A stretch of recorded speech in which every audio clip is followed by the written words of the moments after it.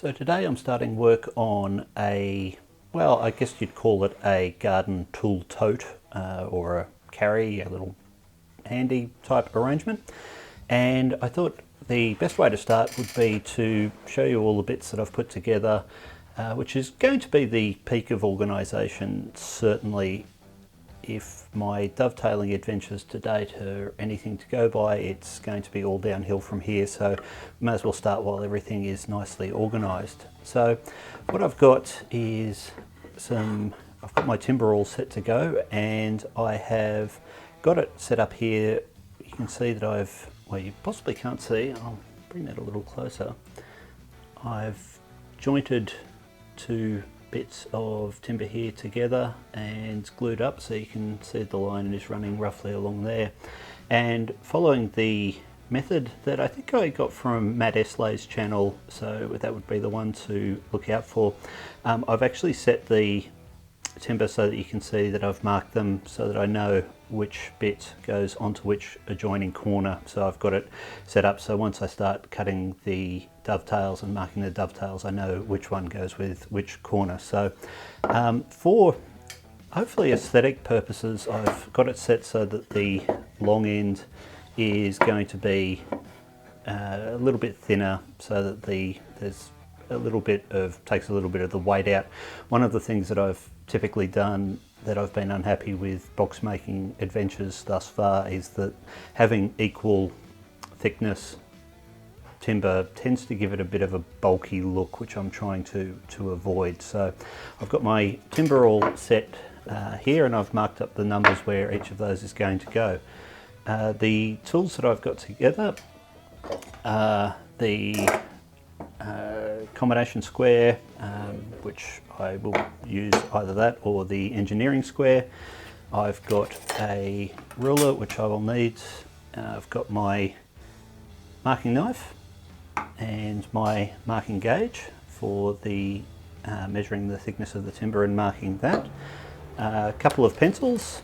I have a dovetail template which I bought some time ago. It was just cheap, but I mean it's a fairly simple tool anyway, so there's not really a lot to worry about there. And I've also got, which I probably won't use, but I just I would typically prefer to use these, but either way is good, a sliding bevel gauge here as well. So the last thing that I have, which I would recommend, well, for some people it may seem like a unusually named book, but for those who are interested in joinery, this book here is really sort of a bit of a universal book of different types of joints. Now, even though I've done, I don't know, 3 or 4 only, so I'm very inexperienced in the grander scheme of things of dovetail jointed boxes, the thing I tend to do is sort of sit down and just have a thumb through this book before I start doing any work, just to sort of refresh myself on what I need to do and just sort of make sure I'm doing the cuts correctly. One of the sort of horrifying things with dovetails is that it can all go pear-shaped so very, very quickly, and I try and at least give myself a sporting chance before all of this lovely timber ends up in the fire. So we'll get underway with the marking and see where we go from there. So the idea of putting the ruler angled across on the diagonal like this is that it allows you to do a relatively easy sort of division of points across the timber, so you can have a think about how many dovetails you want to actually mark. So I've got it starting down here and then running to the 15 centimetre mark up at this point. I'm looking at it, I think if I put a dovetail around sort of 3, 6, 9 and 12, that'll give me a reasonably nice breakdown.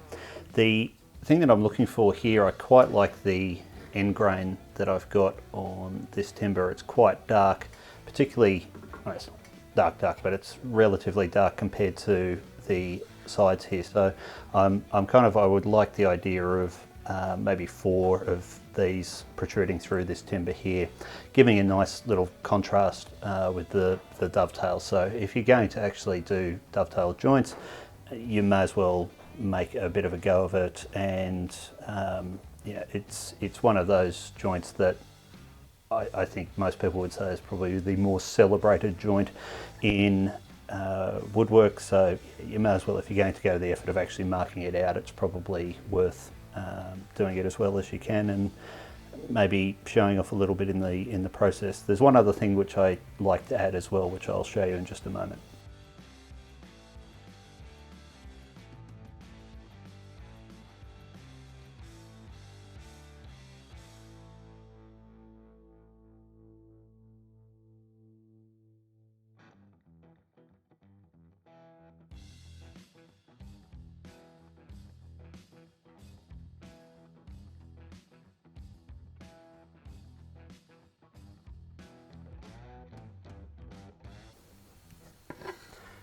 This is something where you can choose to do it or not.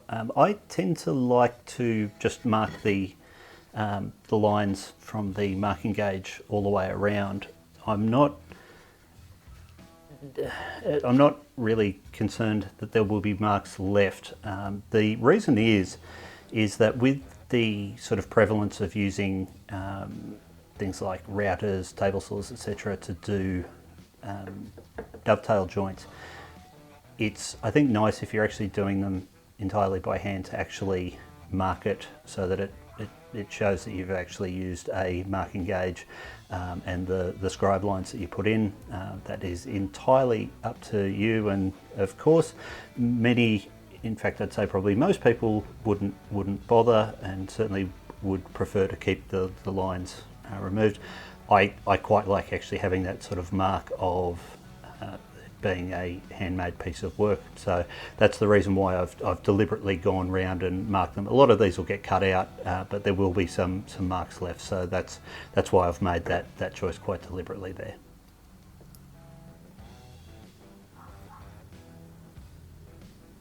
So you can see here I've just finished up the marks on the top and front where I'm cutting, and then I've marked the points where we've, just so that you mark the waist early on so that you don't cut the wrong piece. So what I can sort of start to think here is, if those shapes are cut, if we've got these cut out, then this timber fitting in from the back won't be able to shift away. So we know that that's essentially what we're looking for there. So we'll now get these, what we could do is cut these out now.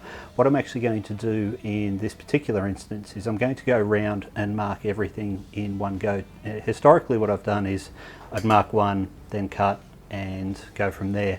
What I'm actually going to do is try and sort of set myself up so I'm in measuring mode now, and once everything's measured out and marked, then I'll do cutting, and then once we've got these dovetails cut out, we will have to do their fitted shapes on the other timber, so we'll do another set of marking once we get to that point.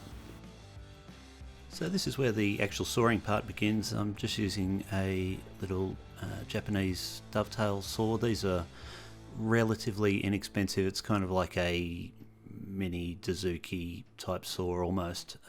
So it allows you to be quite fine, but sometimes I think a little bit of purchase from the actual Dazuki might be better. And once we've got the initial lines marked out, this is where the chiseling begins. As you can see, I use the Paul Sellers technique of using the chisel essentially to remove all of the waste rather than actually sawing it out. And you can see from my office worker hands now, there's a glove has been implemented for the protection of the waste removal. But with a sharp chisel, it's relatively straightforward to remove the waste, and it pretty much breaks away fairly easily. And I'm just sort of going through here, getting the lines. I try to go on the waist, cut on the waist side of the lines, and then just remove right up to the line as much as possible. Sometimes, of course, you'll saw in the wrong place, but that's part of the learning experience. Here I'm just starting to mark out the counterside of the dovetails. So this is why that first step, the cutting, isn't as critical in terms of its precision, because as long as it matches on the other side, you're fine. And taking the dovetail marker and just measuring it out. I've got different width timber here, so it needs to change, but then it's just simply a matter of putting in the marks as cleanly as possible, and then putting in the perpendicular lines running across the end grain. So once it's finished up here, it's just basically a matter of starting to push it together, and it wants to be obviously a fairly snug fit, but you don't want to smash it together such that you break one of the pins, which would be, well, embarrassing is one word, but it's just, yeah, it's kind of a start again.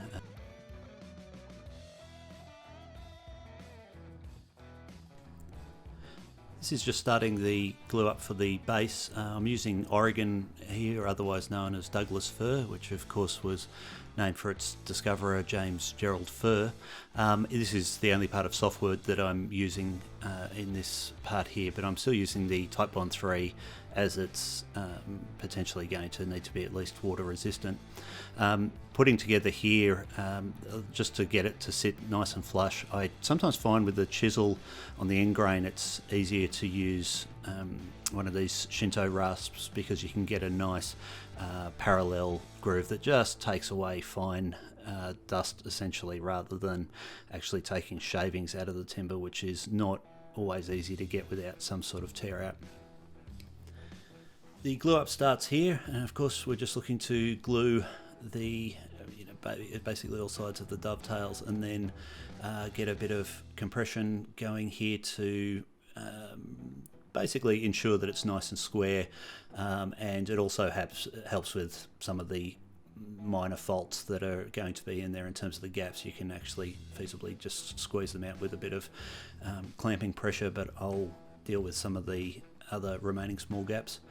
This is just putting together the essentially the divider, which will also be the handle in this case. So just doing a sort of a half mortise type arrangement there, where I've routed out the slots, and I'm just again using the rasp to get a not solid fit there, so that it just squeezes in as you can see. So those rebated joints are quite effective.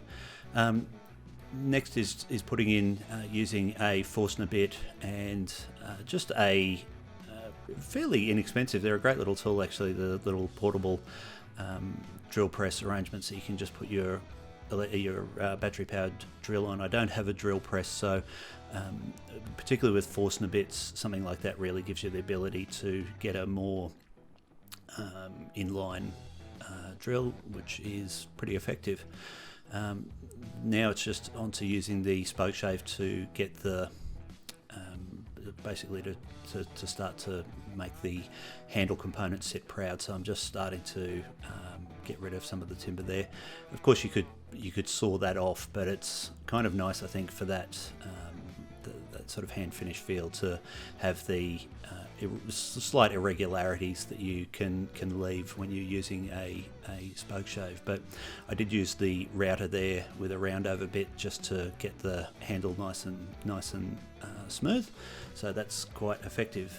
Just a little bit of sanding going on here, just really using the orbital sander. I've cut that short though, largely because that's on my Patreon page if you want to see all of the sanding. Doing a bit of gap filling here with some super glue or cyanoacrylate glue, and what I've found is quite good with the filling. It's probably not 100% necessary with the whole filling, is I just do it in parts, spray some zip kicker on there to make sure that it's dry, do that in a sort of a round, and then start over again, and just make sure it's a nice filling, rather than trying to do all of the glue in one part, and it makes less likely you're going to have mega spillover or anything like that. Here we're just putting on some I squared up some timber just on the bandsaw to make some sort of corners so that there's no really ragged gaps visible. There wasn't a lot of gaps there in terms of the handle divider area, but I thought it was just nicer to cover it over with some timber, as you can see here. So just gluing that down, letting it set up, and then I'll use the flush cut saw, which I have to say is probably one of the most useful bits of gear that you can possibly come across. It's just so it's one of those things. The flush cut saws are cheap and they're virtually irreplaceable, I find. This is just putting in some drill holes, again using the little mini drill press type arrangement, just putting in some dowels to ensure that the divider actually is stuck well and truly with the edges. You can see there that minor gap, or actually it wasn't wildly minor. I made a bit of a blue with how I was planning to put together the base, actually, if through not securing it enough. I didn't have the footage of it, but essentially I was going to have it sitting proud so you'd be able to see the Douglas fir and have a layer of light timber on the bottom, but unfortunately it's not the way it worked out. So laziness sometimes doesn't work out that well for you. But this is the finished product.